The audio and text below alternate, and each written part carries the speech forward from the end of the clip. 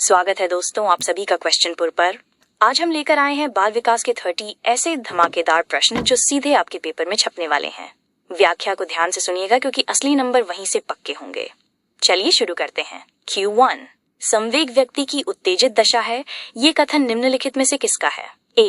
पियाजे, B. Woodworth, C. Valentine, D. Ross. सही उत्तर B. Woodworth. व्याख्या Woodworth का यह कथन संवेग इमोशन की सबसे प्रसिद्ध परिभाषाओं में से एक है। संवेग शब्द लैटिन भाषा के इमूवर से बना है जिसका अर्थ होता है उथल पुथल होना या उत्तेजित होना। Q2 बुद्धि के बहुकारक सिद्धांत मल्टीफैक्टर थ्योरी के प्रतिपादक कौन है? A. Thurston, B. Thorndike, C. Spearman, D. Terman. सही उत्तर B. थॉर्नडाइक। व्याख्या थॉर्नडाइक ने बुद्धि का बहुकारक सिद्धांत दिया था जिसे बालों का सिद्धांत, सैंड थ्योरी या परमाणुवादी सिद्धांत भी कहा जाता है। उनके अनुसार बुद्धि कई स्वतंत्र कारकों से मिलकर बनी है। ध्यान रहे बहुबुद्धि सिद्धांत मल्टीपल इंटेलिजेंसेस हार्वर्ड गार्डनर ने दिया था। Q3 भाटिया बैटरी का प्रयोग निम्नलिखित में से किसके मापन हेतु किया जाता है? A. व्यक्तित्व, B. रुचि, C. बुद्धि, इंटेलिजेंस, D. सृजनात्मकता। सही उत्तर C. बुद्धि। व्याख्या डॉक्टर चंद्रमोहन भाटिया CM भाटिया ने 1955 में इस बुद्धि परीक्षण का निर्माण किया था। इसे Bhatia battery of performance test कहा जाता है। ये एक अशाब्दिक या क्रियात्मक बुद्धि परीक्षण परफॉर्मेंस टेस्ट है जिसमें 5 उप परीक्षण होते हैं। Q4 संवेगात्मक बुद्धि इमोशनल इंटेलिजेंस शब्द को लोकप्रिय बनाने का श्रेय किसे जाता है? A. Daniel Goleman, B. John Mayer, C. Peter Salovey, D. Thorndike. सही उत्तर A. Daniel Goleman. व्याख्या संवेगात्मक बुद्धि का संप्रत्यय सबसे पहले जॉन मेयर और पीटर सालोवे ने दिया था, लेकिन इसे अपनी पुस्तक इमोशनल इंटेलिजेंस 1995 के माध्यम से पूरी दुनिया में लोकप्रिय बनाने का श्रेय डैनियल गोलमैन को जाता है।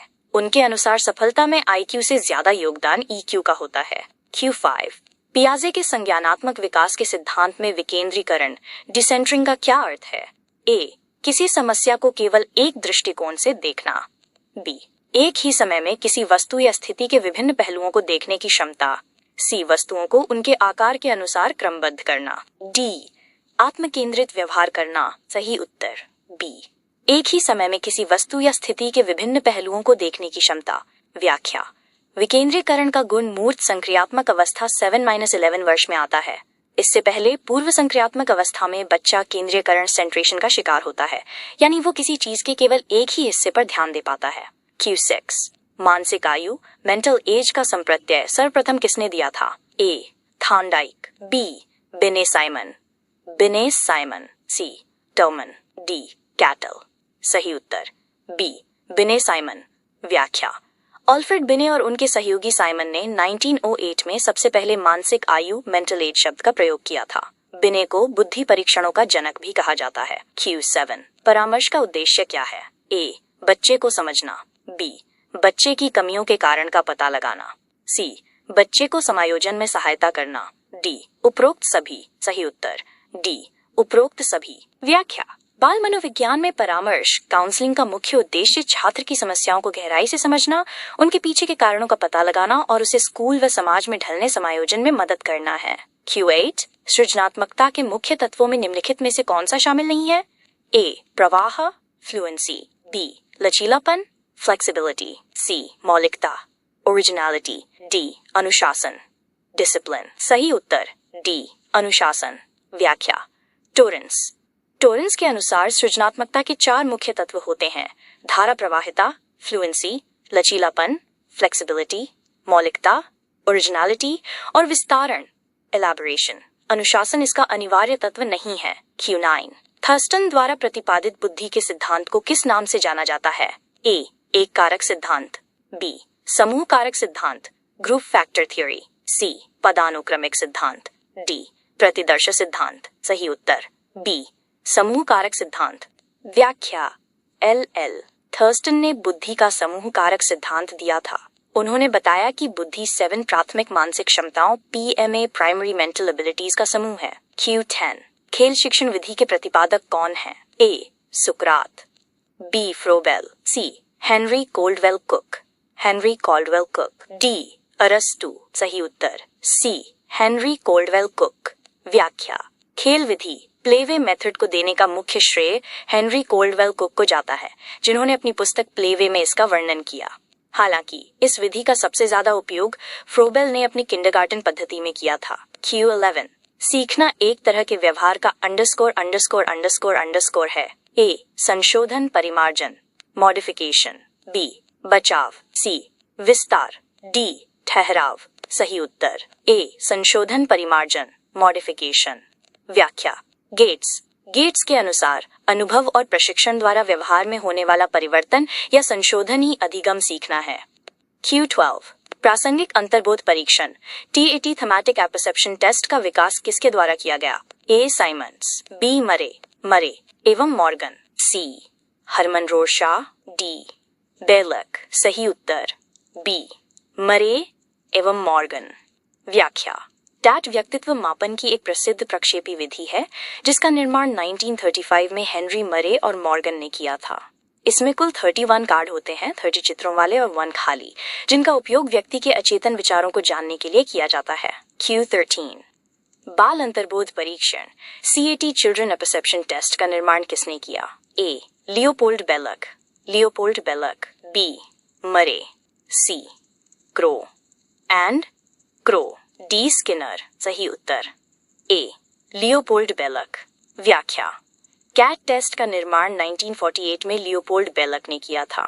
ये परीक्षा 3 से 10 वर्ष के बच्चों के लिए होती है और इसमें 10 कार्ड होते हैं जिन पर इंसानों की जगह जानवरों के चित्र बने होते हैं। Q14, बुद्धि का तरल ठोस mosaic model fluid and crystallized intelligence किसने दिया था? A, R B Cattell. B, Guilford. C, Thurstone. D, Spearman. सही उत्तर ए, आरबी कैटल। व्याख्या, कैटल के अनुसार बुद्धि के 2 भाग हैं। 1, तरल बुद्धि फ्लूइड जो वंशानुक्रम और जैविक कारकों पर निर्भर करती है और जन्मजात होती है। 2, ठोस बुद्धि क्रिस्टलाइज्ड जो पर्यावरण, शिक्षा और अनुभवों से अर्जित होती है। Q15, बच्चों में संवेगात्मक समायोजन प्रभावी होता है। ए, व्यक्तित्व निर्माण में। बी, कक्षा शिक्षण में। सी, अनुशासन में। डी, उपरोक्त सभी में। सही उत्तर डी, उपरोक्त सभी में। व्याख्या, यदि बच्चा संवेगात्मक रूप से संतुलित इमोशनली बैलेंस्ड है तो उसका व्यक्तित्व अच्छा बनेगा, वो क्लास में ध्यान दे पाएगा और स्कूल के नियमों का पालन भी आसानी से करेगा। Q16, विकास कभी न समाप्त होने वाली प्रक्रिया है। यह विचार किससे संबंधित है?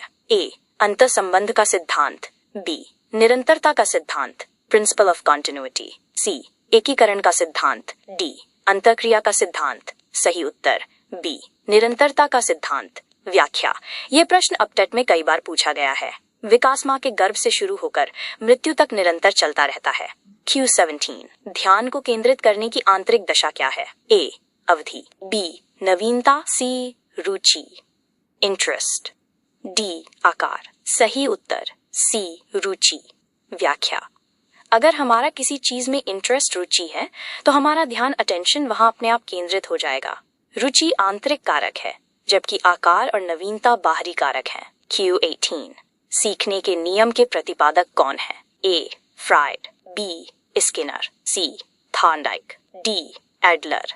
सही उत्तर सी, थॉर्नडाइक। व्याख्या, थॉर्नडाइक ने सीखने के नियम दिए थे, 3 मुख्य और 5 गौण नियम, जिन्हें हम पहले भाग में देख चुके हैं। इन्हें प्रथम शैक्षिक मनोवैज्ञानिक भी कहा जाता है। Q19, सीखने की अवधि में जब सीखने की प्रक्रिया में कोई उन्नति नहीं होती तो उसे क्या कहते हैं? ए, अधिगम वक्र। बी, अधिगम का पठार प्लेटो ऑफ लर्निंग। सी, स्मृति। डी, अवधान। सही उत्तर बी, अधिगम का पठार। व्याख्या, सीखने के दौरान एक समय ऐसा आता है जब कोशिश करने के बाद भी सीखने की मात्रा में कोई बढ़ोतरी नहीं होती। इस समतल लाइन को ही ग्राफ पर अधिगम का पठार कहते हैं। Q20, स्टैनफोर्ड बिनेट परीक्षण स्टैनफोर्ड बिनेट टेस्ट किसका मापन करता है? ए, व्यक्तित्व का। बी, पढ़ने की दक्षता का। सी, बुद्धि का इंटेलिजेंस। डी, सृजनात्मकता का। सही उत्तर सी, बुद्धि का।